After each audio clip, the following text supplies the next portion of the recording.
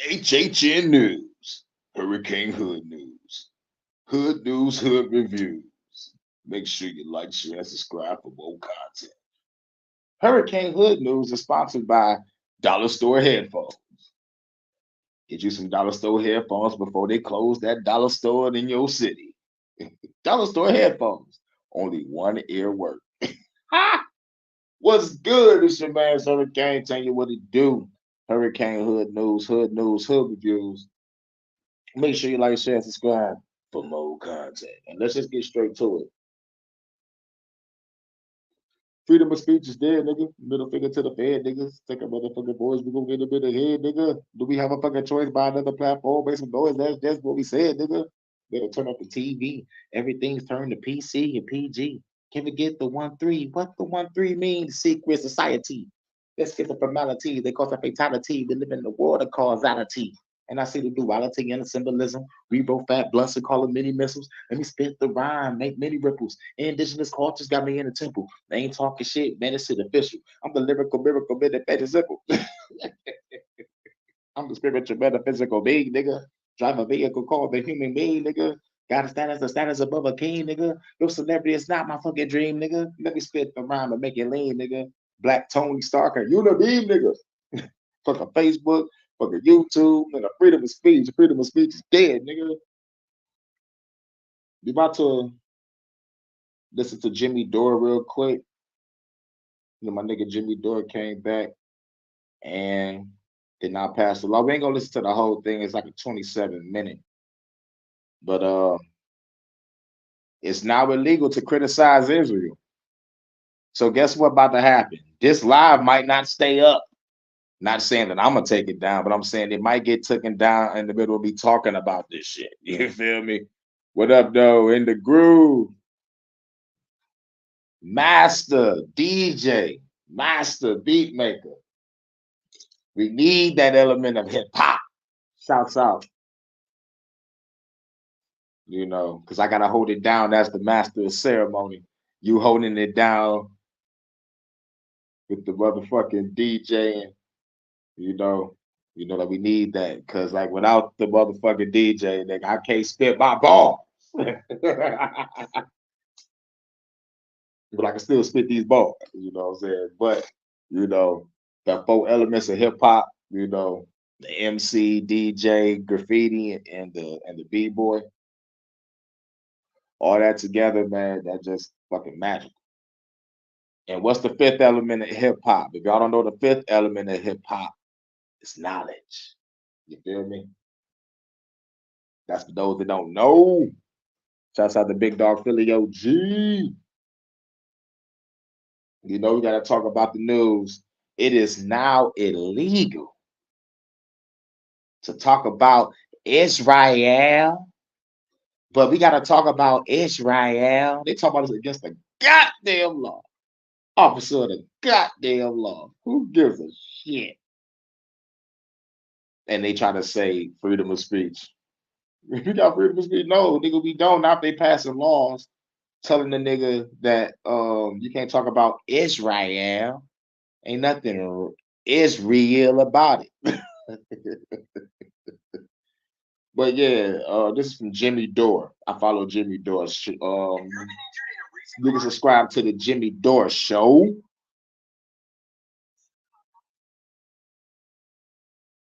11th in Denver, Colorado. Go to jimmydore.com for tickets. Okay, so they did it.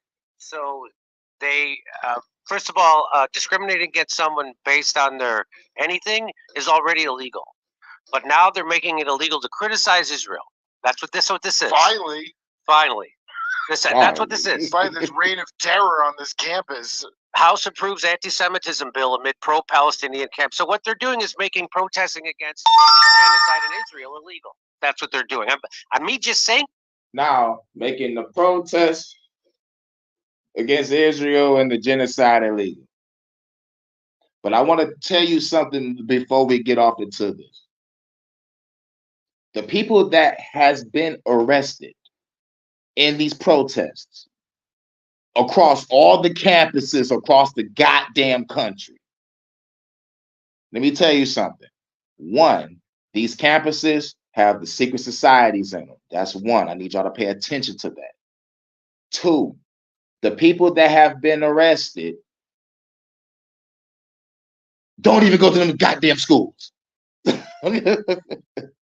So it proves my point for these motherfuckers are agents. So let's get off into it. This is probably illegal. I'm just thinking of the pictures of God. Anti-Semitism bill amid pro-Palestinian camps. So what they're doing is making protesting against the genocide in Israel illegal. That's what they're doing. Me just saying this is probably illegal. I'm just thinking, Right. Him actually saying this is probably illegal. Me actually covering his content or covering anything about Israel, period, and have anything bad to say about Israel and its genocide is illegal. Shouts out to Low Key T. of the pictures of Gaza of every single building knocked the fuck down from the targeted smart bombings, which are carpet bombings. Yes, smart. And I just like, oh, you don't feel safe at the campus because somebody didn't like them pictures? Wow. So the chamber approved. So this was approved by bipartisan legislation. Of course it was. And you know what that means, Kurt? What? That means that Democrats and Republicans have both visited Epstein Island.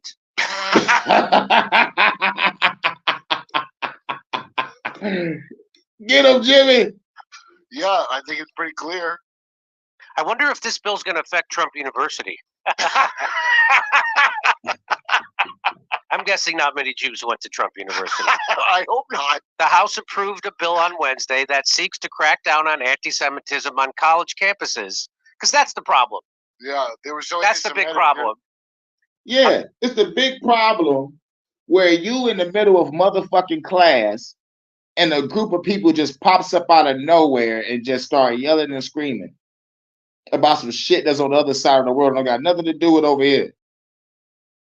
Oh my God, I feel threatened. Like, nigga, ain't nobody done anything to you. Y'all niggas, it's like it's disturbing my class.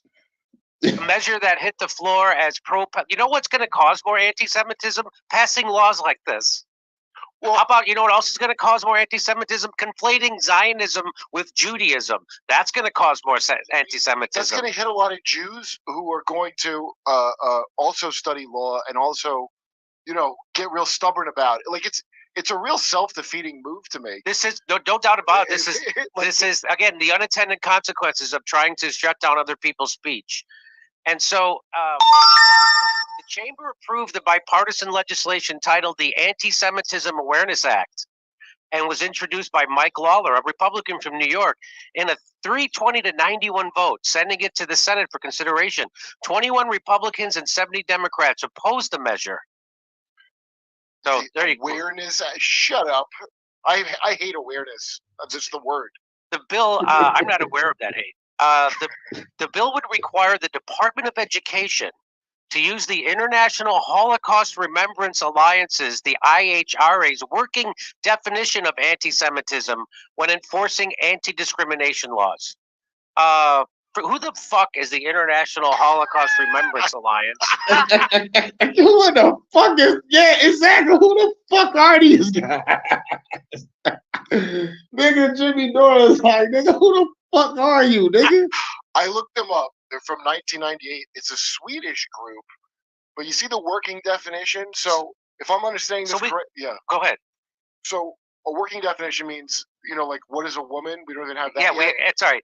So that means whatever they decide to make the definition at any given time, that's what it is. The law is going to be that. That's right. So if they change what it is, the law will reflect their change. That's right. It's working. We're working. Yeah. That's a great idea. It's a living document, is what I read. So this is the word. This is the. I'll make this proclamation. This is the worst thing that could ever happen. Facts. I'm glad you said that. Motherfuckers talking about the fucking Holocaust Alliance, nigga. What about the American Holocaust Alliance, nigga? Where's our motherfucking alliance at? These motherfuckers making bills and passing laws for other motherfuckers, giving money to other motherfuckers. What about us? What about everything? What about us? Also Michael Jackson shit. Like real shit, nigga. Where's the American Holocaust Alliance? Nigga, where's the Trail of Tears money? Nigga, real shit. To Jews. Yeah, it's really bad. Them doing this. It's going to create such a backlash and an outpouring of anti-Semitism as defined by the International Holocaust. From Jews. From right. Like they want Goddamn ads. It's an ad, y'all. God, I hate those motherfuckers.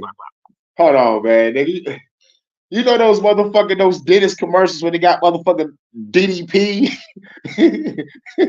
just talking about, yo, nigga, get your dentures. And then the other teeth commercials showing a nigga actually pulling out his dentures, showing all the glue and gut coming out of his mouth. You think a nigga want to see that ad? Bad enough we got to see the scamming ads and shit of the same black guy and the black girl talking about, have you been scammed by the government that's supposed to give you 60? I want to just find them and strangle them with a PS2 controller, allegedly. From Jews. Right.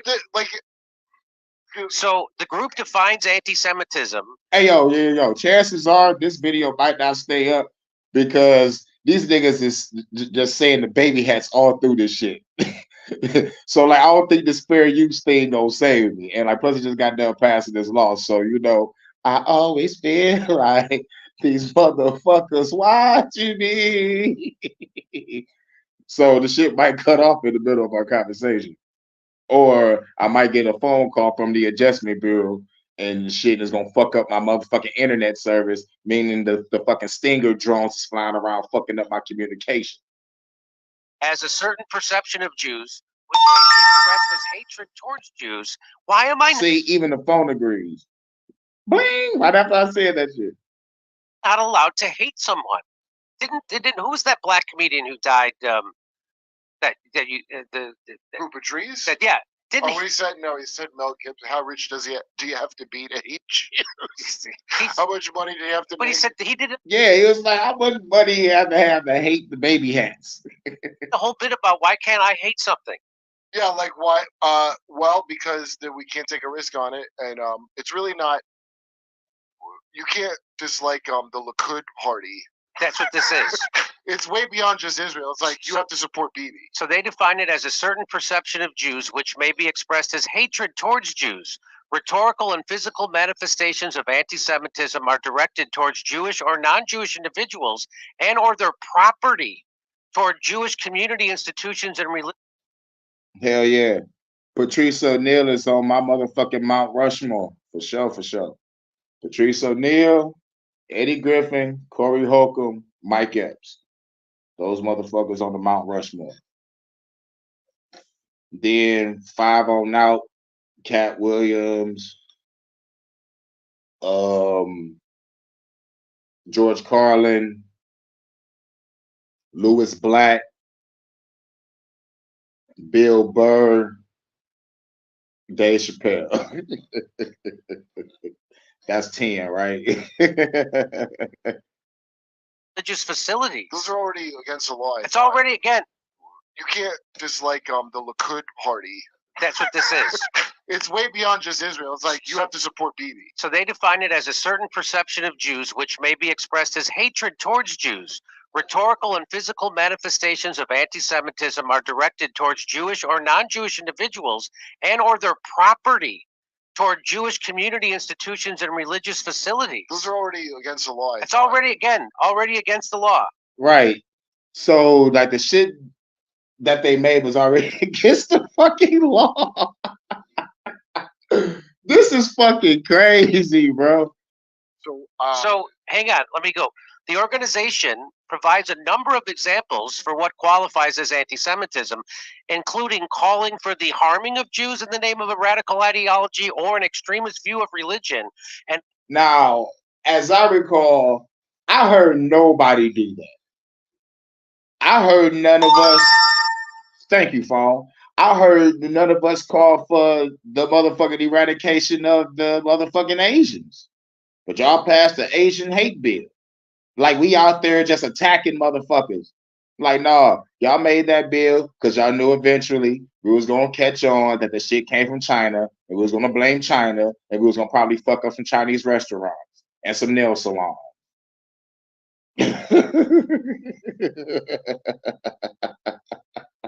Hurry up and buy one more. Accusing Jewish individuals as inventing or exaggerating the Holocaust. Well, they left out examples like stopping someone from spitting on you. Is that anti-Semitic? How about defending yourself from a settler taking everything you worked hard for?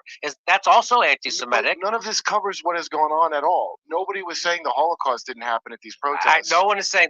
In fact, though, there's one going on right now in Gaza that, if not for understanding how bad the Holocaust is, I wouldn't know how awful what's happening in Gaza. That's right. Is. It's a crime. It's very similar. Yeah. But that is going to be, by the way, illegal to do that.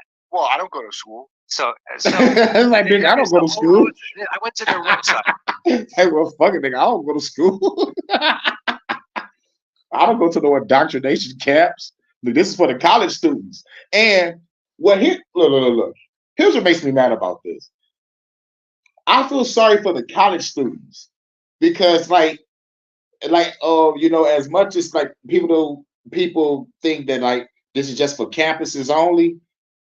And they said it, but it's like, nah, nigga, eventually somebody gonna do some shit and they gonna throw some shit like this at a motherfucker. So, fuck the bullshit. But the college students is not even thinking about what's going on in Israel or Gaza or Palestine. These motherfuckers is trying to get past this hard-ass class so they can become a fucking indoctrinated slave and pay off $100,000 fucking debt. These niggas ain't thinking about what's going on in there. Some motherfuckers is trying to just get through school. Some motherfuckers trying to join the Skull and Bones and get that motherfucking tap on the shoulder on tap night and live it up. Do I do? All my niggas that be living it up. Anybody thinking about this Israel shit? Y'all niggas came to the campus. It proves by all the people that got arrested that it's not from the campuses. Y'all sprung up all over the fucking country. It's like a whole bunch of agents. It's like, nigga, come on, man. These niggas are in class. I mean, they ain't fucking thinking about this shit. But y'all slam an innocent professor to try to find out what the fuck going on. Obviously, she should have knew what the fuck was going on, but obviously she didn't, right? She got slammed by some cops. Yo. Be careful. The Holocaust Remembrance Alliance.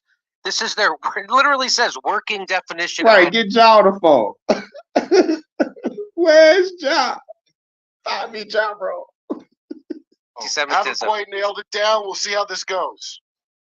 Making mendacious, dehumanizing, demonizing, or stereotypical allegations about Jews as such, or the power of Jews as collective, such as, especially but not exclusively, the myth about a world Jewish conspiracy, or of Jews controlling the media.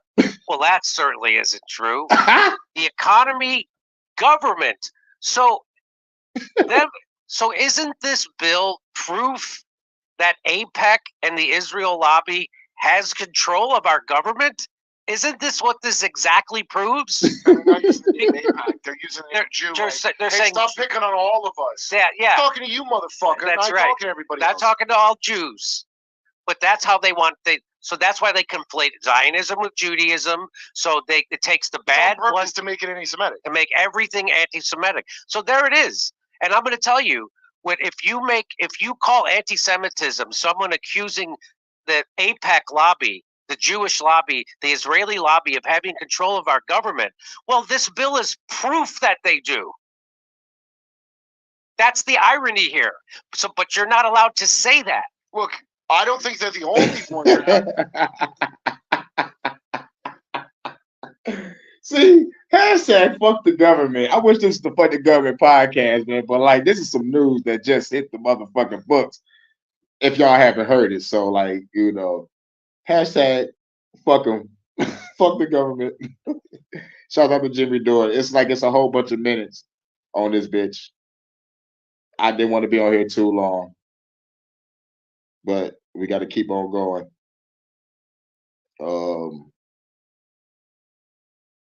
What we got? Hold on. Where is it at? Yeah, basically, nigga, like freedom of speech is dead. You can't even say that these niggas control Hollywood. But nigga, like the students really give a fuck. But fuck these niggas. Where is it at? God damn it! I got to go back to my history. Here we go.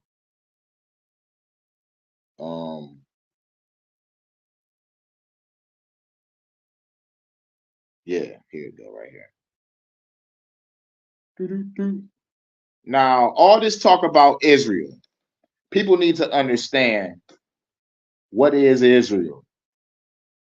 How was it created? But most importantly, who runs that bitch? Now, we about to get off into some shit. For the Lord Rothschild and his family. I hate the fucking ads. But we about to talk about the goddamn Rothschilds. Backroom deals, betrayal, and a war that's lasted almost 100 years. This is what happened when the richest family in the world decided to create their own country.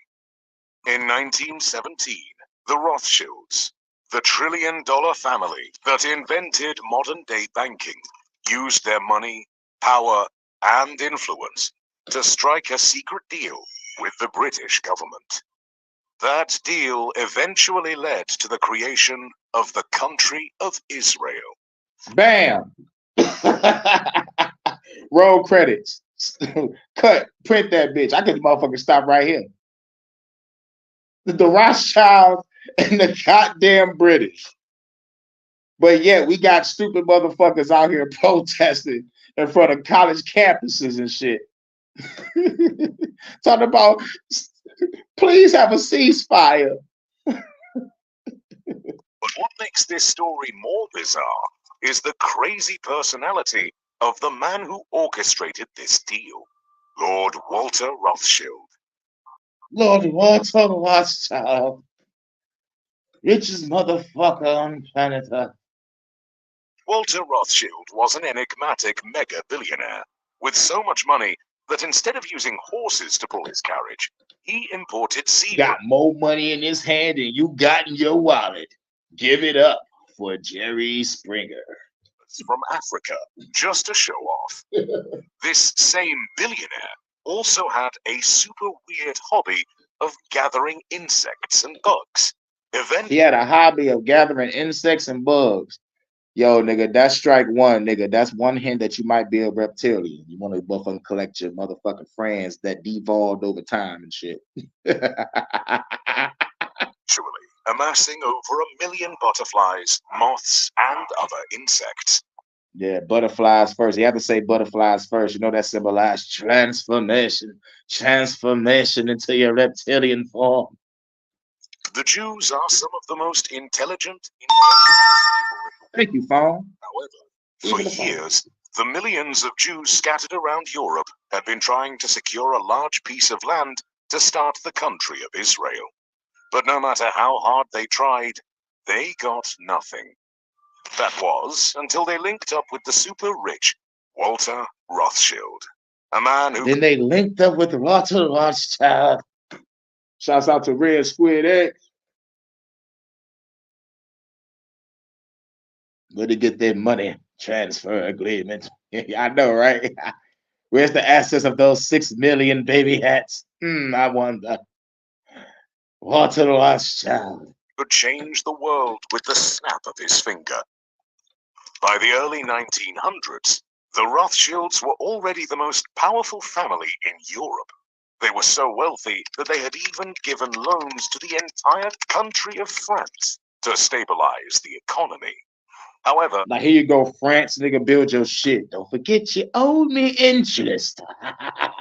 For I am Walter Rothschild. Aside from their power, the Rothschilds also had a reputation for being extremely ruthless. Yo, you don't give me my money, we're gonna beat that nigga with a pipe. Yeah, beat it with a pipe. wouldn't hesitate to wield their power as a weapon to bulldoze through their enemies and crush anyone who opposed them. If the Rothschilds wanted It's something, like, it's like, bitch, you know I can pay for a tank, right? I am Walter Rothschild. Bitch, go buy me a golden tank and blow up that nigga building. You want to pay me back? I will destroy all of France right now. they better get it, or they'd be held to pay.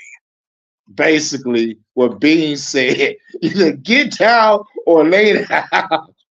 Walter Rothschild made the calls he needed to make, pulled the strings he needed to pull, and in 1917, the British government sent Walter an official letter promising to do everything within their power to provide land for the creation of Israel. See, provide the land for the creation of Israel. All this ancient Israel. There was no ancient Israel. Don't let the Bible tell you how to think and feel. You got hate in your heart, let it out. Fuck the government and the elites that created it. That letter redesigned the map of the world. And if you need proof, we have a copy of that letter. We have a copy of that letter. Yep, the copy. About to read from it now. You can look it up online. The copy of the letter. November 2nd, 1917. No, shit. Fucking ad. November 2nd. Keep that in mind. November 2nd. Why is this shit acting like a little? I hate this fucking phone. But something might happen on November 2nd. Just because all this bullshit going on with Israel, I just want y'all to keep an eye out. Keep an eye out for November 2nd. What the fuck? Nigga, my shit just fucking froze the fuck up. It's supposed to play the ad. It just ain't playing no more. Ain't that a bitch? Ain't that a bitch? Hold on. We gotta go leave out, refresh, and go back to it, I guess. God damn. The adjustment bureau is working overtime. Shit, man, I'm trying to stop this and go to Cougar Town. Going to Cougar Town. No stop.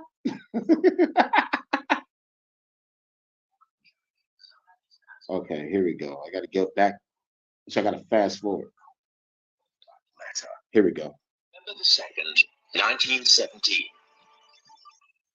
Dear Lord Rothschild, I have much pleasure in conveying to you, on behalf of His Majesty's government, the following declaration of sympathy with Jewish Zionist aspirations, which has been submitted to and approved by the Cabinet. So it's possibly the most famous letter in modern Jewish history, and it begins with 3 words. Dear Lord Rothschild. That letter, nicknamed the Balfour Declaration, is Now, the Balfour Declaration. Go look it up.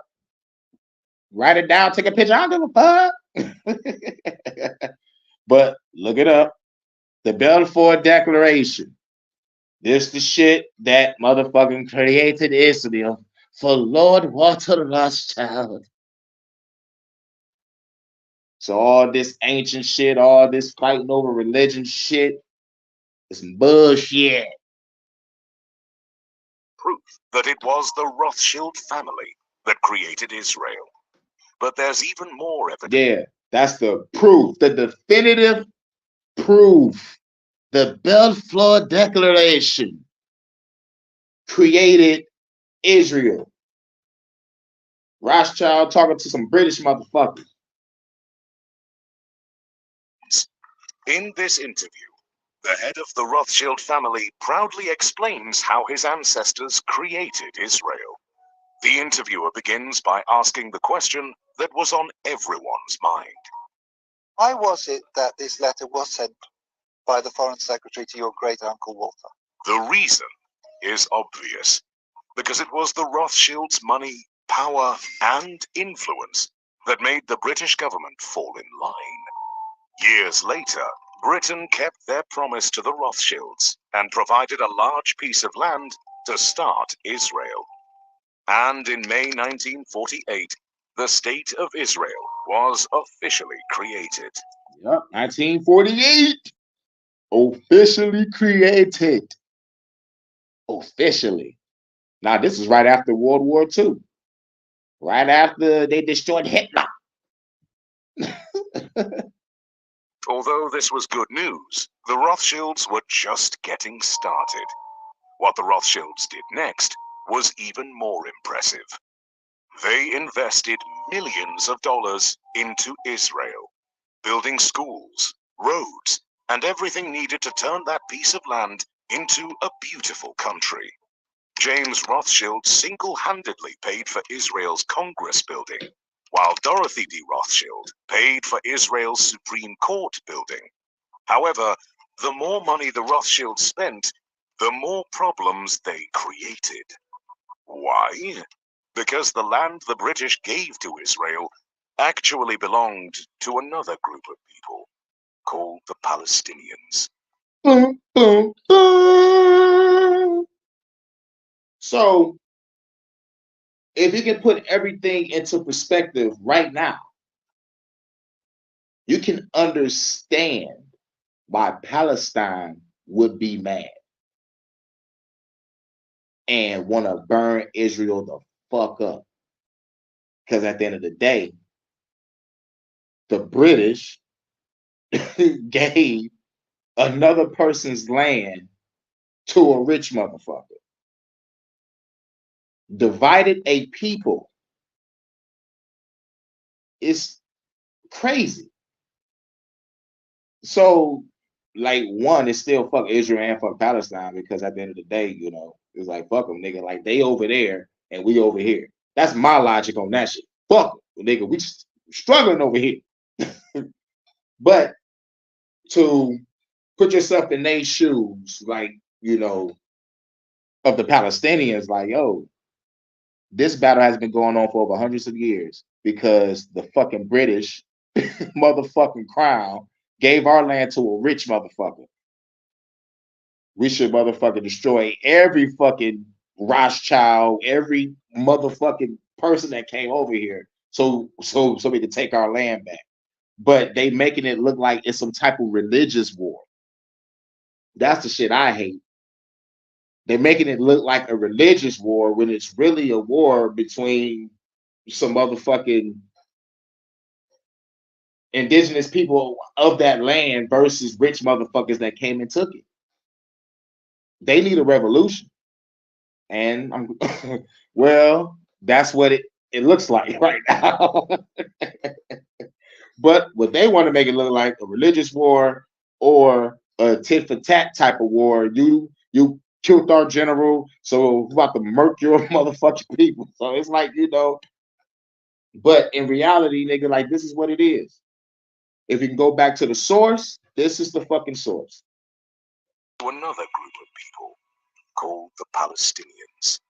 And that land dispute sparked the series of conflicts between Israelis and Palestinians that's gone on for decades. But we're not here to talk about the war. We're talking about power, specifically the power of the Rothschild dynasty.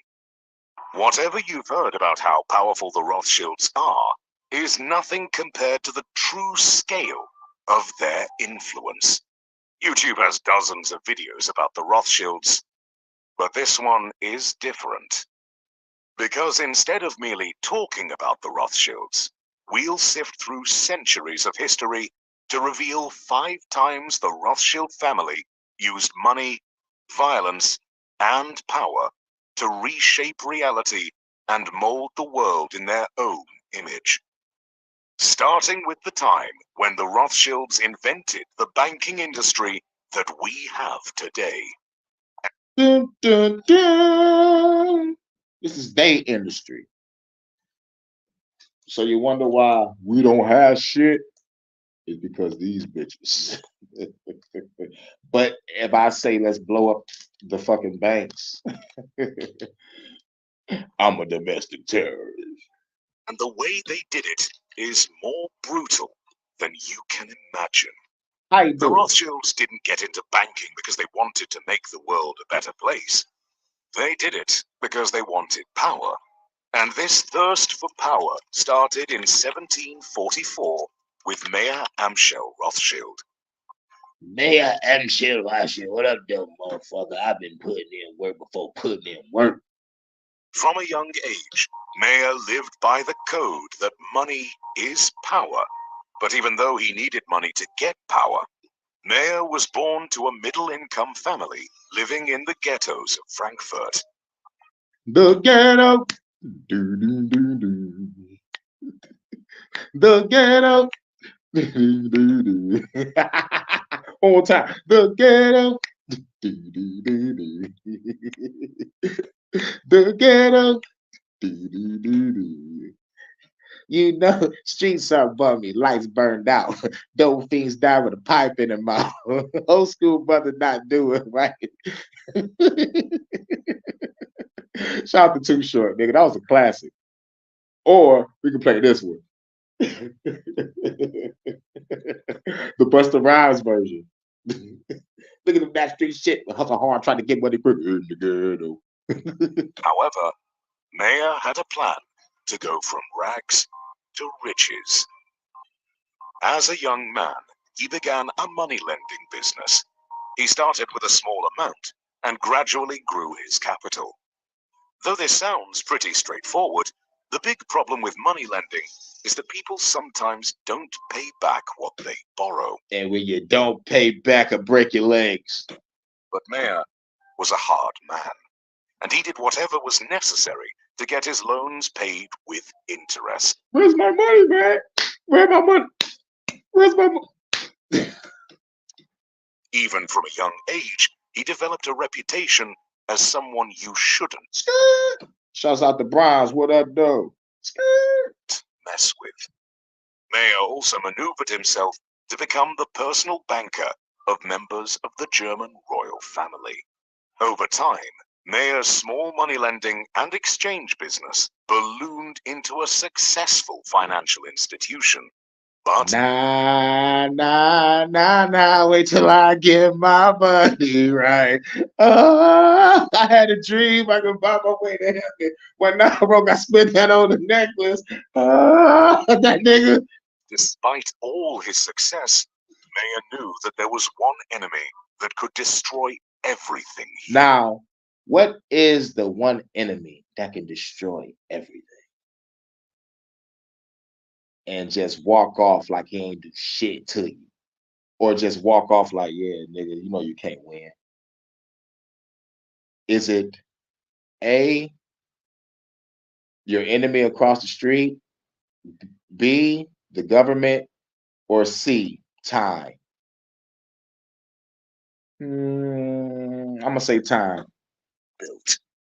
And that enemy was time. As Mayer grew, Time is the word of the day. What did he win? He win some dollar store headphones from the dollar store that's about to close in the next 2 weeks. old, he taught his financial skills to his 5 sons. More importantly, he also taught them that success isn't only based on their ability to manage money, but also to manipulate people and situations to their advantage. Now that part right there, see, it's like, look. There's one thing to get money and make sure your family have generational wealth, right? But then there's another thing to be like, yo, man, we gonna need some more of this. How can we get it? Yo, we could do this. No, nigga, I want to do something else. I want more money from the people. How can we manipulate and control their lives and get their money? I'm like, yo, man, nigga, yo, dog, you're starting to get a little diabolical. Nigga, our father needs us to get this money, bro. Yo, man, Pops has been gone for a minute, man. Yo, nigga, we got the whole Europe, nigga. I want the world. All right. I'll think of something, my nigga. Let's calm down, bro. The game of money is deadly, and Mayer taught his sons to be more brutal than anyone they faced. After teaching them everything he knew, Mayer sent his 5 sons, Amschel, Solomon, Nathan, Carl, and Jacob, to different parts of Europe to dominate the banking sector. He figured if a Rothschild controlled the flow of money in the different parts of Europe, then the Rothschilds would be the most powerful family in Europe. Because money is power, and the one who controls the money has all the power. The Rothschild brothers spread their banking business to different cities, like London, Paris, Vienna, and Naples. They applied the shrewd tactics their father taught them, and it worked. Very soon, the Those motherfuckers went to Naples to play with a bitch nipple. I'm rich, bitch. Rothschilds had created the world's first international bank. If you've been injured in a recent Oh car my accident, God. Like if you've been injured in a recent car crash, just go home because the hospitals turn niggas away and they inject you with shots. Had created the world's first international bank. This Rothschild strategy created the blueprint for how banks open international branches today. International banks exist because the Rothschilds did it first, but they had more banking moves in store. The Rothschilds also invented the concept of using government bonds to raise money for the government. As they controlled more and more money, the Rothschilds became more and more powerful than entire governments. Yep, and that's the point of no motherfucking return. When you have the power to control governments. We are the Rothschilds, alien, reptilian, shape-shifting bastards, yes. But we got the world by the balls, bitch. A rich bitch. Years later, when countries wanted to set up central banks, guess who they called? The Ghostbuster.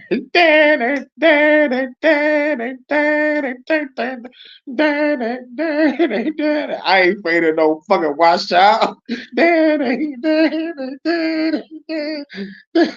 It's something strange.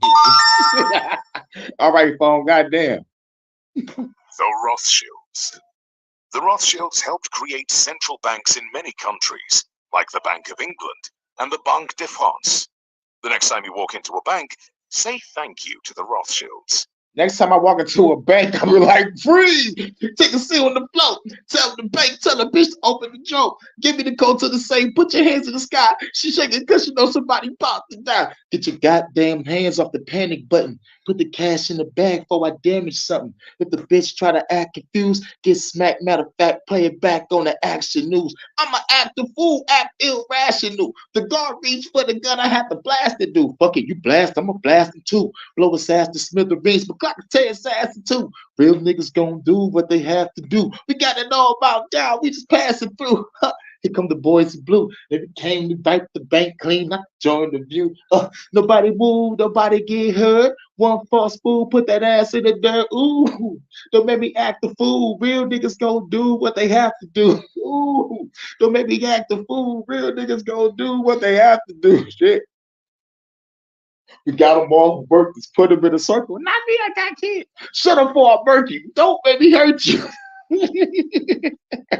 Although, for every good thing the Rothschilds did, they also did equally brutal things, like making money off the death and slaughter of millions of people. This brings us to the second time the Rothschilds changed reality, when they decided the fate of the free world. In the 1800s, Fuck the free world. What? Nigga, you 313 Bridges is whack. Hey, I caught your choke at the shelter last night. Napoleon Bonaparte Pause, was on a nigga. mission to take over the world. Napoleon was the greatest military strategist on Earth. He could outthink, outwit, and outsmart anyone on the battlefield. The problem with Napoleon was that he wasn't satisfied with merely being a rich French army. He wanted to rule the world. And so he launched a campaign to fight and conquer every country in the world till he was ruler of the universe. How crazy is that? At first, Yeah, niggas thought Napoleon was playing until the nigga kept winning. They're like, yo, this nigga just won again. Yeah, dog. He said, look. He said he wants to be ruler of the universe, y'all. Yo, this nigga just took out a shitload of countries, bro. I think we need to handle this shit. Call the Rothschilds. What the fuck these money hungry motherfuckers gonna do? Trust me. Call the Rothschilds. You, not no hitman, not no assassin, not no Templar, not no Vatican assassin. Call the fucking Rothschilds. All right. people thought Napoleon was overrated. But they started taking him seriously when he kept defeating his enemies on the battlefield.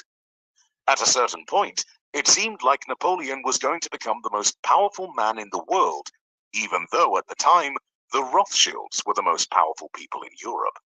And so, in an attempt to maintain their power, the Rothschilds did something so evil that it could make the devil cry. While the world was fighting against Napoleon, the Rothschilds decided to play both sides. War is expensive. The British needed money to pay soldiers and buy weapons. Any delay in getting the necessary weapons could allow Napoleon's army to rush in and defeat the British. The Rothschilds took advantage of this situation to give quick loans to the British government. If lending to individuals was profitable, imagine how much more profitable lending to a government was. Even though the Rothschild loans came with heavy interest, it was what they did next that showed their diabolical genius.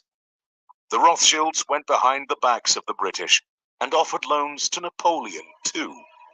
By the year 1815, the Rothschilds were supplying Napoleon with gold and silver to buy weapons to attack the British, and at the same time were supplying the British with money for guns and bombs to attack Napoleon. They did this so no matter who won the war, the Rothschilds would be on the winning side. Because I got money.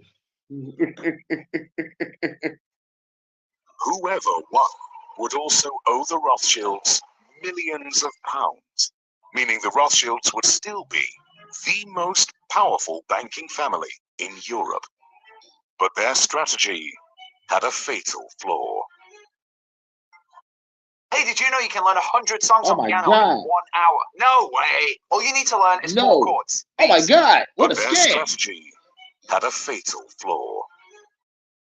By giving money to both sides, they were indirectly prolonging the war. Each day, hundreds of soldiers were slaughtered on the battlefields because the Rothschilds were funding the war. Eventually, the war ended when Napoleon was defeated at the Battle of Waterloo. The British coalition forces had won, and they owed the Rothschilds a lot of money. At the end of the war, the Rothschilds were even more powerful. Instead of celebrating, the Rothschilds had one more card they wanted to play, and by the time they played that card, their wealth would increase 100-fold in just 24 hours. This is the third time the Rothschilds played the world. Remember when we said Napoleon was defeated at the Battle of Waterloo? While everyone saw it as a final battle for control of the world, the Rothschilds saw it as an opportunity to increase their wealth, and they did it in the most terrible way. To understand what they did, you need to understand how the stock exchange and bonds work, but we'll explain it as simple as possible. The Rothschilds knew that if Napoleon won the battle, everyone in Britain would be disappointed, and that disappointment would affect the price of the pound sterling on the stock exchange, because the pound sterling is the official currency of the British. On the other hand, if the British won, then the pound sterling would become more valuable and increase in price on the stock exchange. And so, Nathan Rothschild paid a spy to wait on the battlefield to see who won the battle. So the spy watched the battle from his hiding place and saw that Napoleon was defeated. What he did next was legendary. The spy sent a pigeon to Nathan, informing him that the British had won. Nah, that's the only thing I don't believe. The spy sent the motherfucking pigeon. No. I don't believe us. No. I just don't believe it. But it's a 99.99% chance that a motherfucker can communicate with animals on some Dr. Doolittle shit and get a motherfucker to go motherfucking send a carrier pigeon message like the motherfucking medieval times. But I don't believe it. I believe the spy was like, all right, that nigga lost. Let me run back to my motherfucking constituent or whatever they used to say back in the day, client or overseer, whatever the fuck, and and deliver the fucking message within 24 hours. He had enough time. This meant that the pound sterling was going to be more valuable on the stock market. But nobody else knew the British had won because the official British horse messenger hadn't arrived in London yet. Nathan knew something. Right. The horse motherfucker didn't make it in London yet. So they want you to really believe that pigeon shit. But no, only thing a motherfucker got to do back in those times, like they didn't have a flare gun, but they had torch messages. So a motherfucker could like light a certain type of smoke in a certain area, and another spy that's in another vantage point location be like, all right, dude lost. Let me motherfucking get back to, let me get to this nigga and tell him, you know what I'm saying? So fuck that carrier pigeon shit. Real shit, nigga. There was no flare guns, and the only messages that they was giving out was smoke signal messages. So kiss my ass. Nobody else did. And he used this information in a way only a heartless man would. Instead of celebrating Britain's victory, Nathan ordered his agents to spread fake news that Napoleon had won. When people heard this fake news, it caused panic selling of the British bonds on the stock exchange. The panic selling caused the price of the pound sterling to drop. And then Nathan, the same man who spread the fake news, ordered his agents to buy up all the bonds people were selling at rock bottom prices. 24 hours later, when the official government messenger arrived with news that the British had won, it was already too late. Gotcha, bitch! Made the pound sterling shoot up in value. And because the Rothschilds had bought so much on the stock market, it made the Rothschilds incredibly wealthy overnight. According to reports, the Rothschilds made the equivalent of $6 billion due to that single move. And this set the stage for the next time Rothschilds changed the world by controlling how people think. Here's how they did it. The Rothschilds had amassed more money than they could spend in their lifetime, and the 5 sons taught their children the same lessons their father had taught them.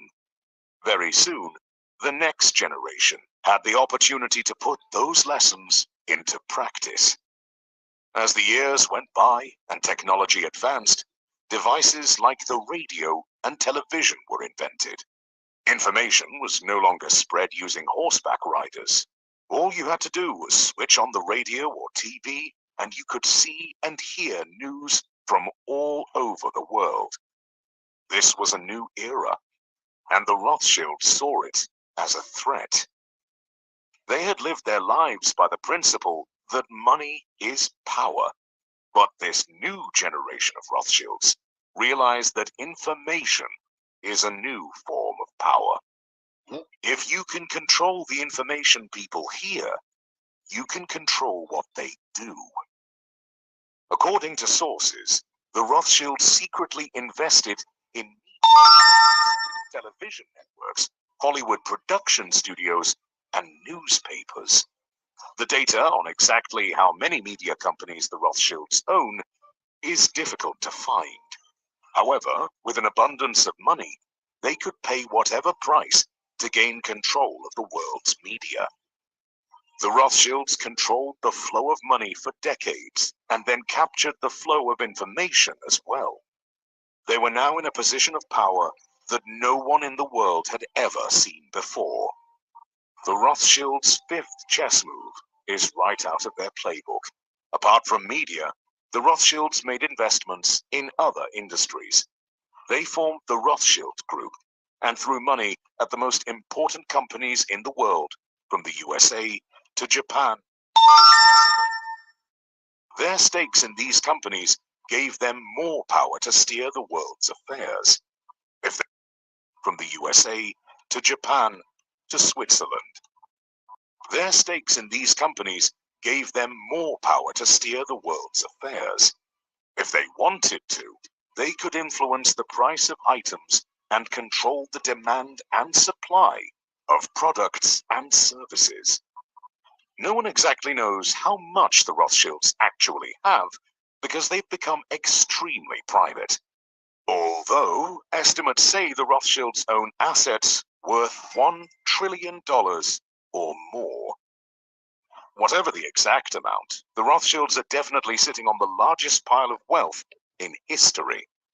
The Rothschilds are the ultimate rags to riches story. They are living proof that money is power, and that with enough power, you can rule the world.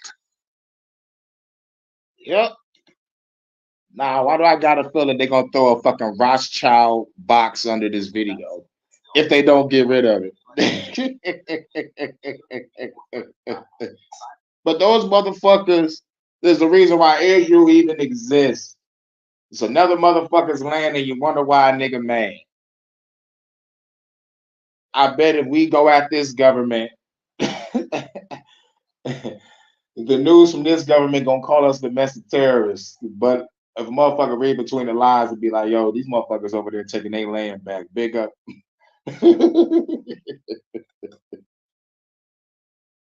Now for the last and final shit, everybody talking about World War III has started, but you need to understand Albert Pike. Nigga, this is the end. We living in it right now. They keep on talking about Zionism and Judaism and shit. I already gave you the origin of Israel. Now I'm about to give you the origin of this World War III. Albert Pike. I'm J.R. Church. Welcome to today's analysis of the news. Albert Pike was one of the most colorful characters in American history. It is said that he was born on December 29, 1809 in Boston, was the eldest son of 6 children born to Benjamin, Sarah, Andrew Pike. He studied at Harvard and later served as Brigadier General of the Confederate Army. After the Civil War, Pike was found guilty of treason and jailed, only to be pardoned by President Andrew Jackson on April 2, 1866, who met with him the next day at the White House. On June 20th, 1867, Scottish Rite officials conferred upon Johnson a 32nd degree Freemasonry Scottish Rite degrees. Pike was said to be a genius, able to read and write 16 languages. He was one of the founding fathers of the head of the ancient accepted Scottish Rite of Freemasonry, being the yeah, rags to bitches. Hell yeah. Facts. Fuck the Rothschilds. And fuck Israel.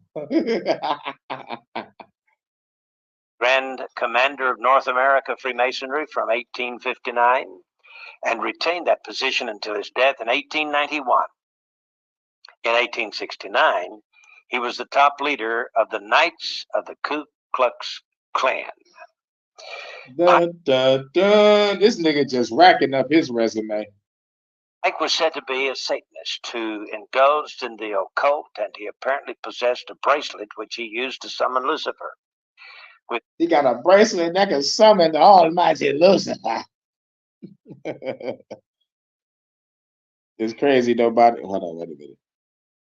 It's crazy nobody's talking about Swift implementing that CBDC in the next year. Yeah, Anybody talking about that? Anybody talking about that? Anybody talking about Aaron Russo? He said nigga like the motherfucking end game is to get everybody chipped. They birthed that nigga, man. It's like every time I put up an Aaron Russo video, nigga, they get rid of it.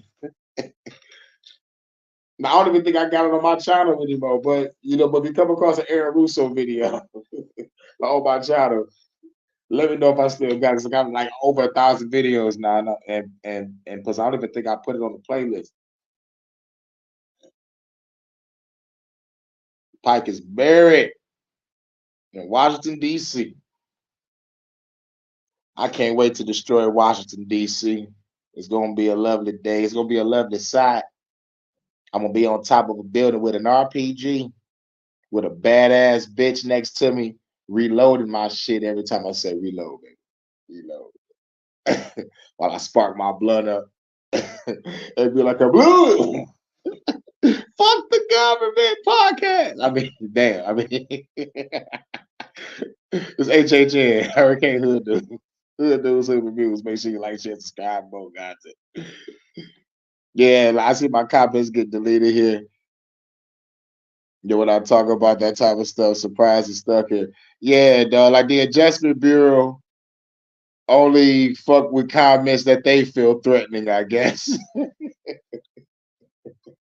They some hoes for deleting comments, dog. They some hoes. They some fucking hoes for that. With whom he had constant communication. He was the Grand Master of a Luciferian group known as the Order of the Palladium. Order of the Palladium. We heard about the Palladian star system and the Palladian aliens.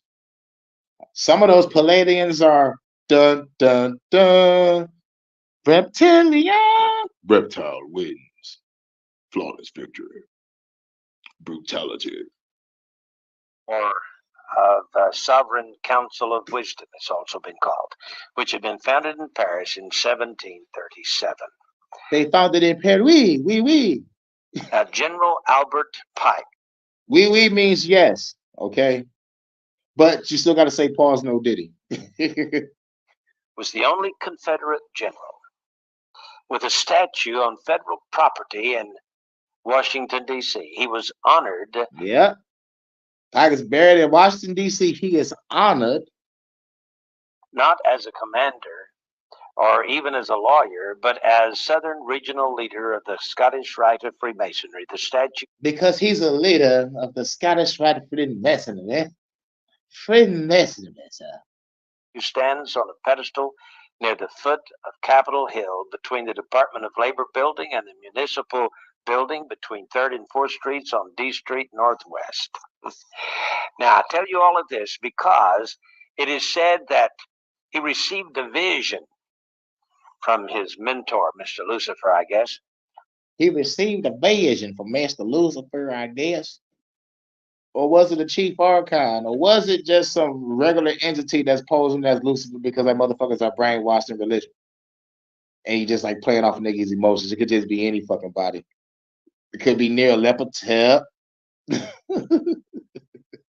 Yog Sothoth, Cthulhu, Azathoth, y'all the Baal, Shub Nigger Raw. Cut that nigger off. On August 15th, 1871. And William Guy Carr, former intelligence officer in the Royal Canadian Navy, wrote a book called Satan, Prince of this World, in which he gives this information. He said that Satan means enemy or adversary, right? So remember, if you're using the Bible code, yo, nigga, this ain't shit not mine. Anybody can be Satan. Like anybody that's your enemy or adversary, like it's considered Satan. And they want to say devil is a liar, devil means liar, and all that shit. Using the Bible code, that's their shit, not mine. Then anybody that has ever lied to you in your fucking life is the devil. Received this information from a book written by Cardinal Caro Rodriguez in Santiago, Chile, who Carlos Rodriguez and Santiago, Chile. Oh. wrote in 1925 a book called The Mystery of Freemasonry Unveiled. And in this book, in 1925, it is said that he wrote a letter to a man named Mazzini in which he described this dream. And in the dream, he predicted. At first, you said it was a vision. Now it's a goddamn dream. Make up your mind, apple pie. But at the end of the day, motherfuckers that control the motherfucking money and controls the war. I hope y'all realize that throughout this whole fucking video. 3 world wars. The first 3 world wars. World War, he said, must be brought about, and I'm quoting from Albert Pike. The First World War must be brought about in order to permit the Illuminati to overthrow the power of the czars in Russia and of making that country a fortress of atheistic communism. The divergences caused by the agents of the Illuminati between the British and German empires will be used to foment this war. At the end of the war, communism will be built and used in order to destroy the other governments and in order to weaken the religions. Now, students of history will know that Otto von Bismarck forged certain alliances between 1871 and 1898, which brought about this war, this World War I. And Otto von Bismarck here says that he was a co-conspirator with Albert Pike, and he was the one instrumental in bringing about the First World War. Well, that's the First World War. Then he dreams that there must be, he is given in this visionary dream, a Second World War. Now remember, this was in 1925 that it became public in this book written by a cardinal from Santiago, Chile, Rodriguez. He says, quote, the Second World War must be fomented by taking advantage of the differences between the fascists and the political Zionists. This war must be brought about so that Nazism is destroyed and that the political Zionism will be strong enough to institute a sovereign state of Israel in Palestine. During the Second World War, international communism must become strong enough in order to balance Christendom, which would then be restrained and held in check until the time when we would need it for the final social cataclysm. Yep. Did you hear the word Israel? And the Rothschilds helped out with that shit. I think one of those Rothschilds was talking to Albert Pike. Well, there are some who may argue that the terms Nazism and Zionism were not known in 1871. Exactly. You should remember, however, that the Illuminati invented both of these movements.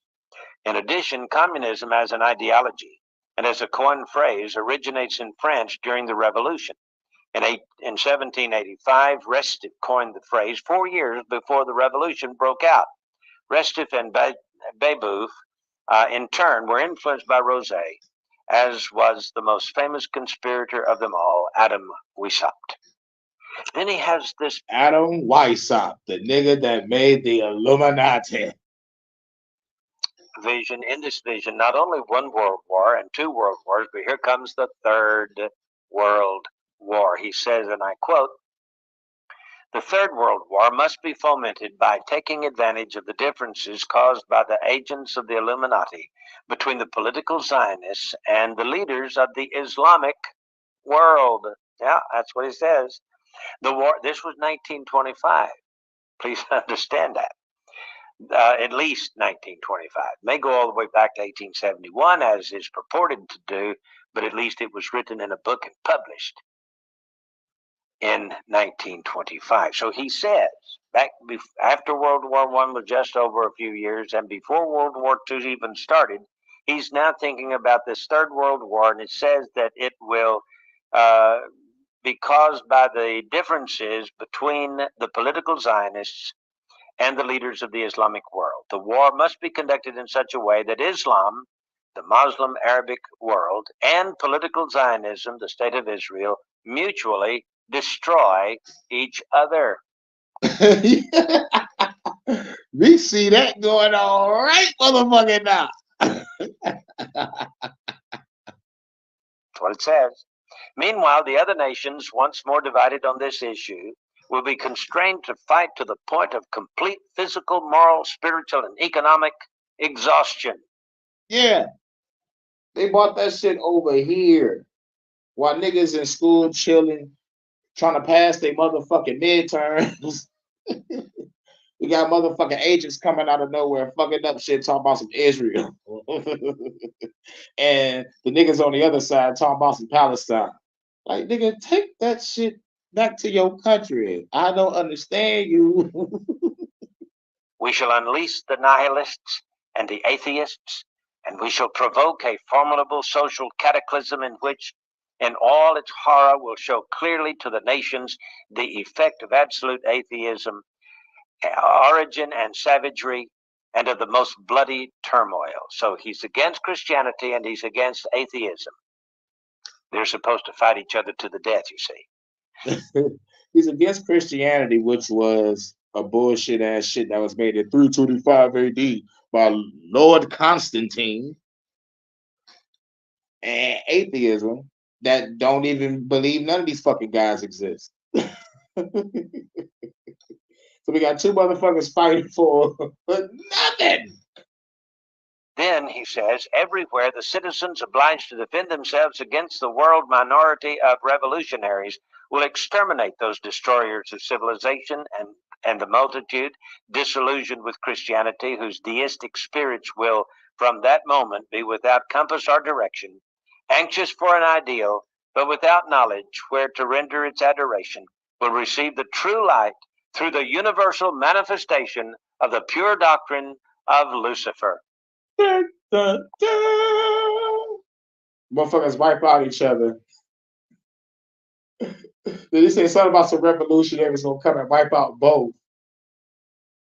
And the last remaining motherfuckers is gonna be left like what to believe in and where to go. And then that is the day that Lucifer show up. Get the fuck out of here.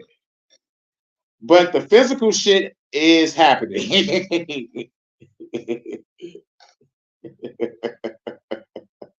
World War I happened as it was told. World War II happened as it was foretold. Niggas controlling this shit. And World War III is going on right now. But for Albert Pike to write this shit in 1871 is some crazy shit. This nigga got a bracelet to summon Lucifer. But you know what I think?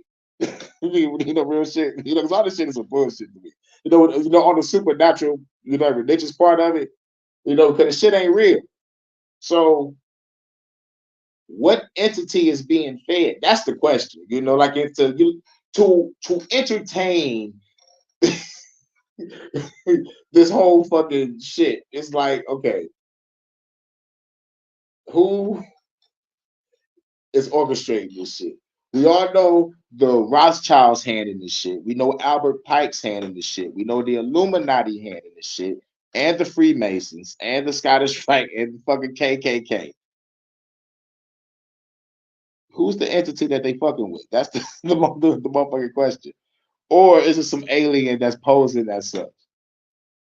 Or is this a fucking mass human sacrifice on a daily, monthly, yearly, century, generational basis? A lot of stuff is bullshit to me also. For real, dog. It's like, come on, dog. It's some bullshit. But if I was to put the religion aside and put the supernatural shit aside, this is about money and the power. Money and the power. Old school Scarface, nigga. Money and the power. Money and the power. Money and the power. Real shit. If I could just throw the religion aside, throw the supernatural shit aside, all this shit is going on, all this genocide is for money and the power. Money and the power.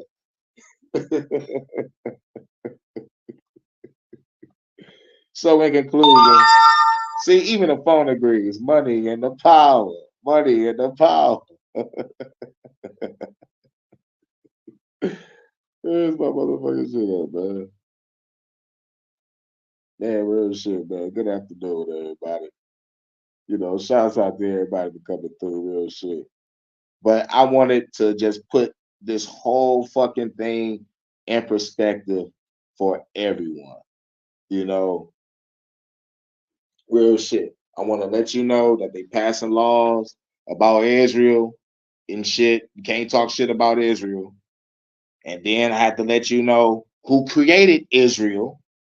Hashtag the Rothschilds. And I'm letting you know what's going on right now with this World War III, Albert Pike.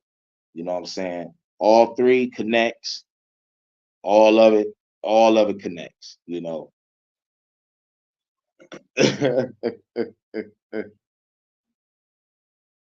For sure, for sure. Shouts out to Warrior with Loyal.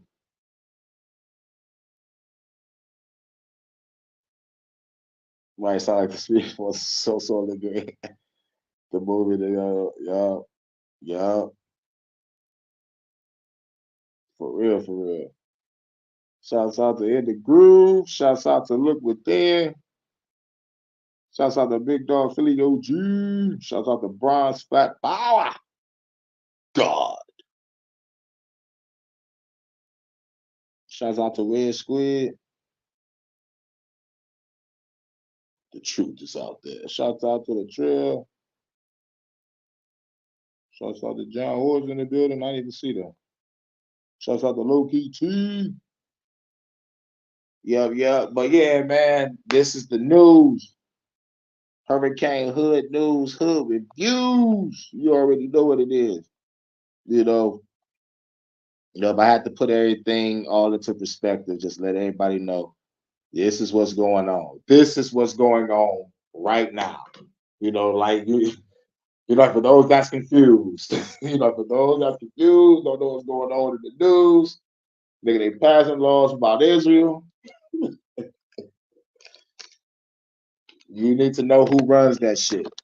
They motherfucking Rothschilds made a deal with the British. Read the Balfour Declaration. That's how the Rothschilds was able to get the land of Israel. But that whole time it was the land of the Palestinians. So like you can really understand why nigga has been mad for over hundreds of fucking years. Because nigga, you sold my shit to some rich motherfuckers. But we can't talk about Israel's genocide, you know what I'm saying? But fuck all that. Y'all niggas took land that belonged to somebody else. So you on the side of the Palestinians? Nope. I'm on the side of leave me the fuck alone. Let these niggas in college motherfucking do they fucking work without being fucked with by fucking protesters.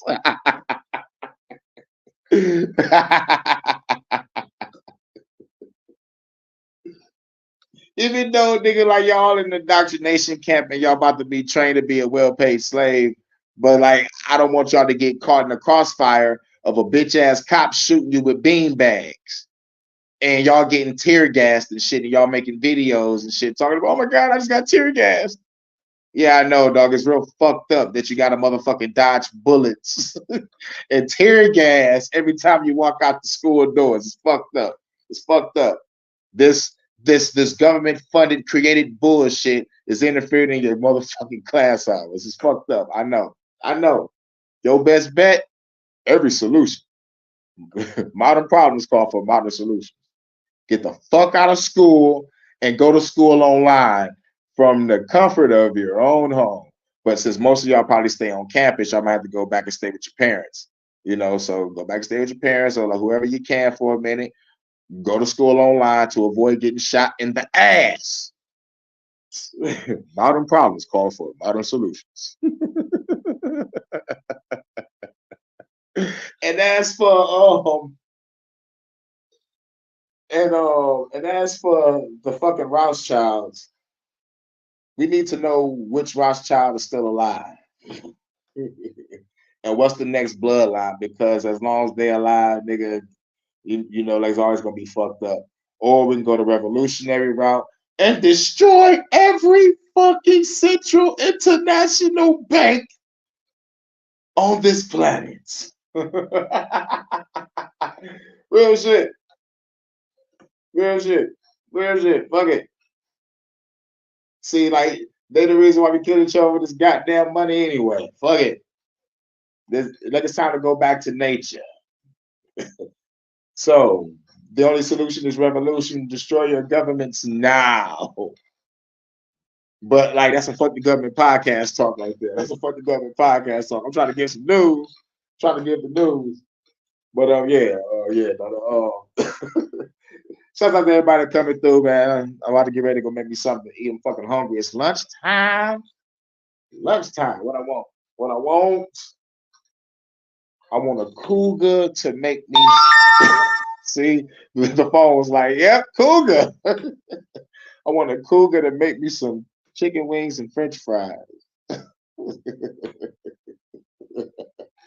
But I'm gonna have to make it myself.